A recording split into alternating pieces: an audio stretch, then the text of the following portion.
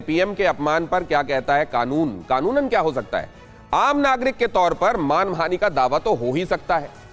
प्रधानमंत्री का पद राष्ट्र सेवक का पद होता है, तो जिले में जो वहां का जुडिशियल सिस्टम है, मतलब लोअर कोर्ट से लेकर ऊपर तक, इस बात को लेकर शिकायत हो सकती है और पुलिस भी हिंसा की आशंका में मामला दर्ज कर सकती है। मतलब प्रधानमंत्री के लिए कही गई बात से अगर लॉ एंड ऑर्डर सिचुएशन बनने की आगे एक संभावना दिखाई दे, तो ऐसा व्यक्ति जिसने ये बात कही है उसके ऊपर कार्रवाई भी हो सकती है।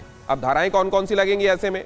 इसमें सेक्शन 499 जो कि मानहानि से के संदर्भ में जो धारा है, वो उससे संबंधित धारा वो लगती है। सेक्शन 505 505 अफवाहें फैलाने के लिए, सेक्शन 294 अभद्रता के लिए 294, सेक्शन 66A 66A जो कि IT एक्ट 2008 के तहत सोशल मीडिया में अगर इस तरह की बात कहकर उसको प्रोपोगेट किया जाता है तो उसके जरिए लग सकती है। सवाल यह है कि कार्रवाइयां भी हमने आज तक नहीं देखी।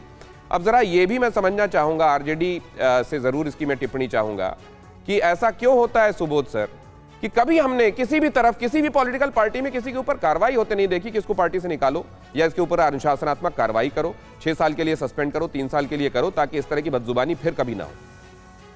देखिए, इस तरीके की जो बातें हैं पिछले 7-8 सालों से बहुत ज्यादा और बहुत तीव्र गति से हमारे सामने आ रही है। इसके पीछे का जो मेन कारण है उस पर हमें जाना पड़ेगा।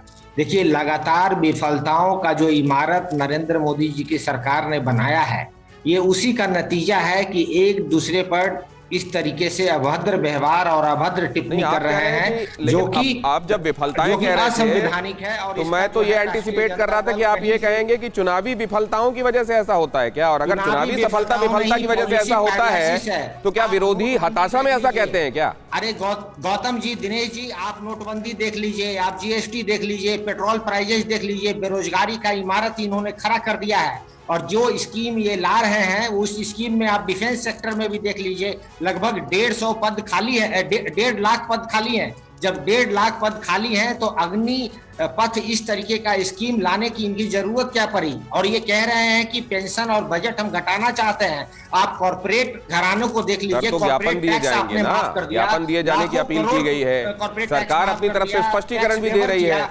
सुबोध सर, मेरी बात तो सुनिए, ज्ञापन दिए जाने के बारे में कहा जा रहा है। GST जहां भी लागू हुआ, जिन देशों में आप नोटबंदी की भी बातें कर रहे हैं, उसके बाद चुनाव हुए, सरकार फिर चुनकर आई। सुबोध सर को शायद मेरी आवाज नहीं जा रही है। यानी एक लंबी फहरिस्त है, मैं जानता हूं लंबी फहरिस्त है विपक्ष के पास, लेकिन सर ऐसा कहने वालों के खिलाफ कभी कार्रवाई हुई क्या? आपके पास दूसरे तरीके हैं लोकतंत्र में, जहां प्रधानमंत्री से सरकार के खिलाफ अगर आपकी बातें हैं तो वो आप कह सकते हैं। अगर कुछ बहुत ही आपको नाकाबिले बर्दाश्त है तो उसको लेकर आप थानों में जा सकते हैं, कोर्ट में जा सकते हैं सर, या मंच पर खड़े होकर गाली देना आवश्यक है। यह जरा समझना आवश्यक है। के शर्मा जी, आपके पास आ रहा हूं। क्या जो समर्थकों की ताली बजती है, मसलन जो नागपुर में कहा गया, वहां 2 मंत्री भी मौजूद थे और बहुत सारे समर्थक भी, कांग्रेस के 2 मंत्री वहां मौजूद थे जहां यह बात कही गई थी। क्या इससे भी कि कितनी तालियां बजवा लेंगे हम और हो सकता है हमारे वोट बढ़ जाए, इस कामना में भी कहा जाता है क्या ये? नहीं, वो तो वहां पर कह के अपनी भड़ास जरूर निकालते हैं, लेकिन फिर उसका परिणाम भी आता है ना।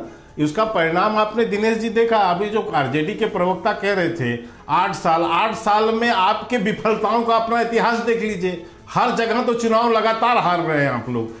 विपक्ष जो है यहाँ पर भारतीय जनता पार्टी और उनके गठबंधन जो है लगातार चुनाव को जीत रहे हैं। तो आप नोटबंदी हो या कुछ भी, आप अपने मन में कुछ भी बनाइए कि ये इनकी विफलता है, लेकिन जनता नहीं मानती ना।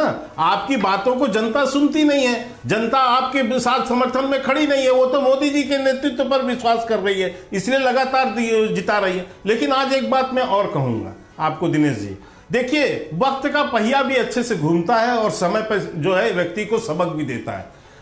चौकीदार चोर, ये नारा जिस व्यक्ति ने दिया था इस देश के अंदर, जिस राहुल गांधी ने, आज 4 दिन से ईडी के सामने बैठ के वो देश भर के सामने केवल ये साबित करने में लगे हैं कि मैं चोर नहीं हूं।